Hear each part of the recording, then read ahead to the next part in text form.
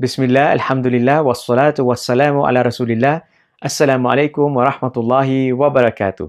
A'udhu billahi minasyaitanir rajim. Sabi po ni Allah, وَلَنَبْلُوَنَّكُمْ بِشَيْءٍ مِنَ الْخَوْفِ وَالْجُوعِ وَنَقْصٍ مِنَ الْأَمْوَالِ وَالْأَنْفُسِ وَالثَّمَرَاتِ وَبَشِّرِ الصَّابِرِينَ. Tiyak namin kayong susubukan sa takot, gutom, mabawasan ng pera, mamatayan ng mahal sa buhay, at masira ang mga taniman. At bigyan ninyo ng magandang balita ang mga nagtitiis. Malinaw po sa verse na ito, mula sa salita ni Allah, ang Quran, na tayong lahat ay susubukan sa iba't ibang klasing pagsubok dito sa buhay natin sa lupa.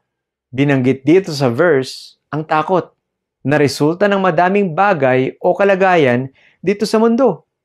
Gaya ng babagsak ka sa college, malulugi ka sa negosyo, matatanggal ka sa trabaho, at iba pa.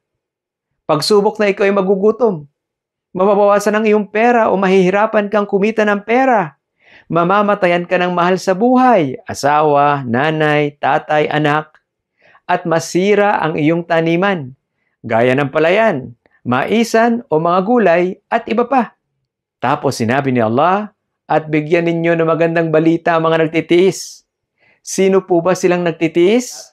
Sabi po ni Allah, الَّذِينَ إِذَا أَصَابَتْهُمْ مُصِيبَةٌ قَالُوا إِنَّا لِلَّهِ وَإِنَّا إِلَيْهِ رَاجِعُونَ.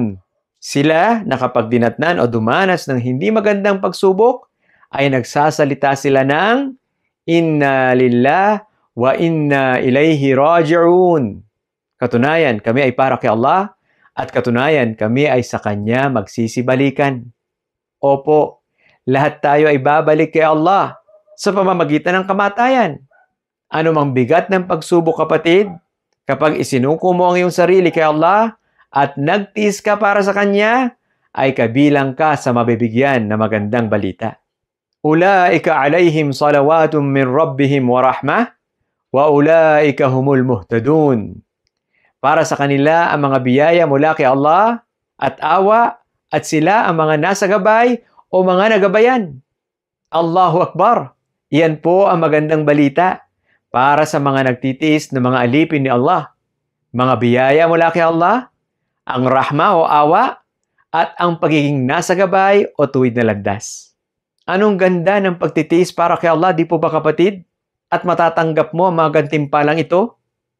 Ngunit sa kabila ng malalaking gantimpala na ibibigay ni Allah sa aliping nagtitiis para lamang sa Kanya, ay nakikita natin na binabaliwala ng madami ang importanteng katangiang ito, ang sabar o pagtitiis. Huwag kang magduda, kapatid. Sa halip ay maging tiyak ka dahil ito ay salita ni Allah. Walang pag-aalinlangan, walang kalabuan, walang kasinungalingan. Sigurado, katiyakan at katotohanan lamang. Assalamualaikum warahmatullahi wabarakatuh.